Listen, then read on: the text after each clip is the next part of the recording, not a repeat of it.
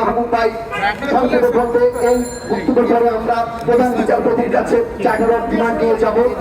এখন আমি মাননীয় মাহবুব ভাইকে বলছি। বন্ধুগণ,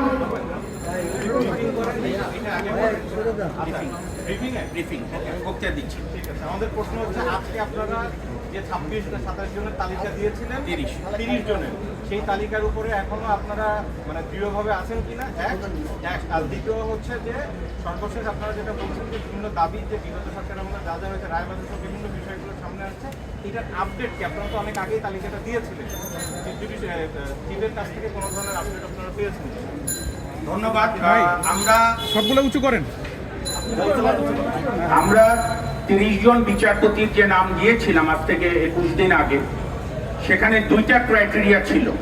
একটা হচ্ছে চরম অর্থনৈতিক দুর্নীতিবাজ, আরেকটা হচ্ছে দলীয় ভিত্তিতে নিয়োগ পেলেও হয়তো ধরেন বেনিফিট অফ ডাউট, ওই সময় হাসিনার আমলে, তাপসদের আমলে একেবারে দলের সঙ্গে না থাকলে দেয় না, কিন্তু নিয়োগ পাওয়ার পরে, ওত নেওয়ার পরেও যারা ইন্টেলেকচুয়াল করাপশন করেছে, ইন্টেলেকচুয়ালি এবং সরাসরি শেখ হাসিনা, শেখ তাপস এবং ফ্যাসিবাদের পক্ষে রায় দিয়েছে, ফ্যাসিবাদকে জিয়ে রেখেছে, দলীয় আনুগত্য প্রকাশ করেছে, সেই বিচারপতিদের তালিকা আমরা সাহস করে 30 জনের নাম আমি মহসিন রশিদ সাহেব, আলাদ গিয়াসউদ্দিন সাহেব সাবেক সম্পাদক এবং আমাদের শাহ আহমেদ বাদল সাহেব আমরা দিয়ে এসছি, যেখানে আমরা পরবর্তীকালে আমরা এই আন্দোলন সংগ্রাম কাজী জয়নাল সাহেবদের উদ্যোগে, নতুন জুলফিকার আলী জুনু সাহেব সহ সবার উদ্যোগে হচ্ছে।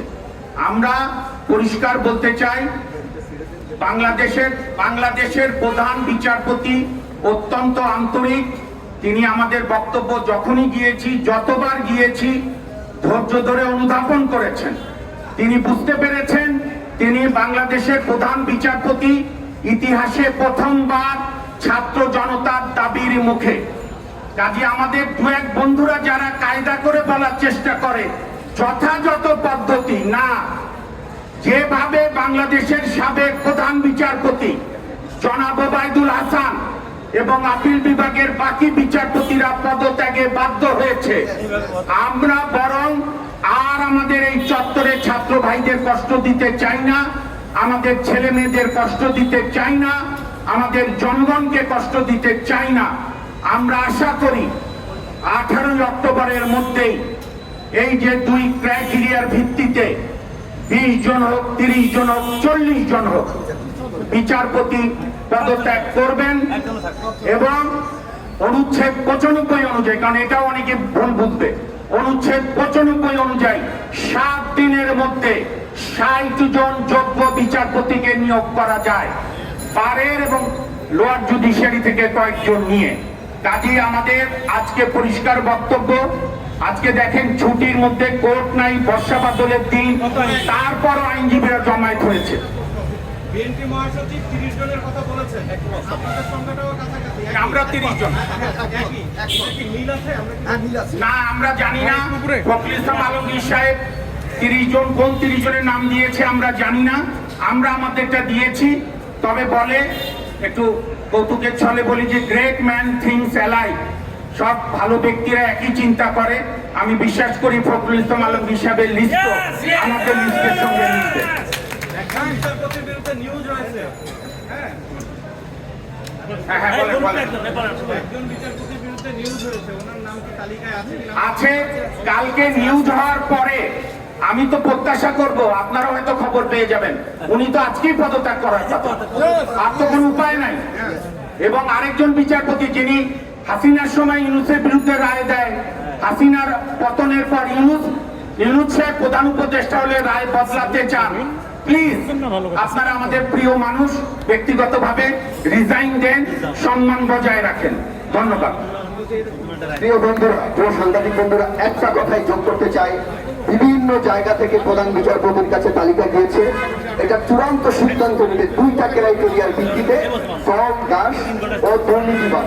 আমরা 30 জন দিতে পারি, 35 জন দিতে পারি, বিভিন্ন রাজনৈতিক দল বিভিন্ন সংখ্যা দিতে পারে, একমাত্র চূড়ান্ত সিদ্ধান্ত নিতে প্রধান বিচারপতি। এই মুহূর্তে আমাদের মাঝে বক্তব্য রাখবেন এই আন্দোলনের প্রয়াণপুরুষ আন্দোলনের সভাপতি যিনি শুরু থেকে শেষ বিচারপতির আসনে বসে ওদের রায় দিয়েছে, তাদেরকে অপসারণ চাই এবং বক্তব্য দেওয়ার এমন কিছুই নাই। আমি এই বলে আমার বক্তব্য শেষ করছি। আসসালামু আলাইকুম। ধন্যবাদ প্রিয় শাহাবুদ্দিন ভাই, আজকের এই দাবির সাথে একত্রতা ঘোষণা করে আমাদের মাঝে শরীক হওয়ার জন্য। এখন বক্তব্য রাখবেন আমাদের প্রিয় অ্যাডভোকেট রেগুলার প্র্যাকটিশনার জনাব মোহাম্মদ মতিউর রহমান ভাই।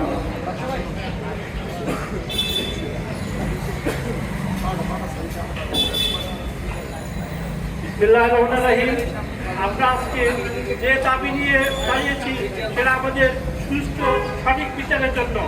মানুষের জন্য দুইটি চাহিদা প্রয়োজন, সেটা হলো চিকিৎসা এবং বিচার। গত 16 বছরের যে বিচারপতি নিয়োগ দিয়েছে তারা দলকানা এবং দল নিরপেক্ষ নয়, তারা স্বাধীনভাবে বিচার করে নাই। তারা বিভিন্নভাবে প্রতারিত হয়ে, বিভিন্নভাবে প্রভাবিত হয়ে মানুষের অধিকার লঙ্ঘন করেছে। সেই অধিকার লঙ্ঘন পুনরুদ্ধারের আজকে আমরা জানিয়েছি।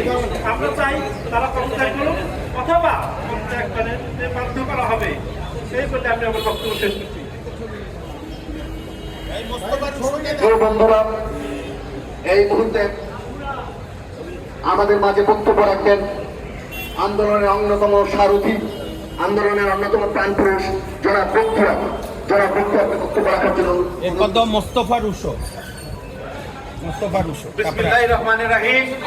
একটা মিনিট ভাই, সবাই একটু আরাম করে ফাঁক হন। সবাই স্যার এখানে আসেন, দুই স্যার এখানে, স্যার মাঝখানে আসেন, এই দিক জায়গা দেন, স্যার বিসমিল্লাহির রহমানির রহিম। আজকের এই মানববন্ধন দুর্নীতিবাজ বিচারপতিদের পদত্যাগের দাবিতে আয়োজিত সংগ্রামী সভাপতি আমার লড়াকু সহযোদ্ধা এবং শ্রদ্ধেয় নেতা জয়নাল ভাই সহ সকলকে সংগ্রামী শুভেচ্ছা এবং অভিনন্দন জানিয়ে বলতে চাই, এ যাবৎ যতগুলো বিচারপতি বিগত সরকারের আমলে, ফ্যাসিস্ট সরকারের আমলে নিয়োগ পেয়েছে, তাদের কোনো বক্তব্য, ভাষা, রায়, জ্ঞান ভিত্তিক পড়াশোনা কিছুই ছিল না। তারা শুধুমাত্র দলীয় লেজর ভিত্তির মাধ্যমে করেছে। তারা আইন আদালতকে অবজ্ঞা করে বিভিন্ন ক্ষেত্রে বিভিন্নভাবে অনিয়ম দুর্নীতি করেছে, যার ফলশ্রুতিতে অদ্যাবধি অব্যাহত রয়েছে। এই সমাজের প্রতিটি কুলুষিত জায়গায় তারা এই সমস্ত কার্যকলাপ অব্যাহত রেখেছে। বর্তমান এই সরকারের প্রধান বিচারপতি মহোদয়ের সুযোগ্য নেতৃত্বে আমরা এই সমাবেশ থেকে নেতৃবৃন্দের মাধ্যমে দাবি করতে চাই যা অতি দ্রুত তাদেরকে পদত্যাগ করে বিচারাঙ্গন পুনঃমুক্ত করা হোক। ফ্যাসিস্ট হাসিনা সরকারের কোনো ঠাঁই নাই, জনগণ কোনো ঠাঁই দেয় নাই এবং আগামীতেও দিবে না। আমরা এই দাবি রেখে আজকে এই সভা সফল করার জন্য সকলকে অভিনন্দন এবং শুভেচ্ছা।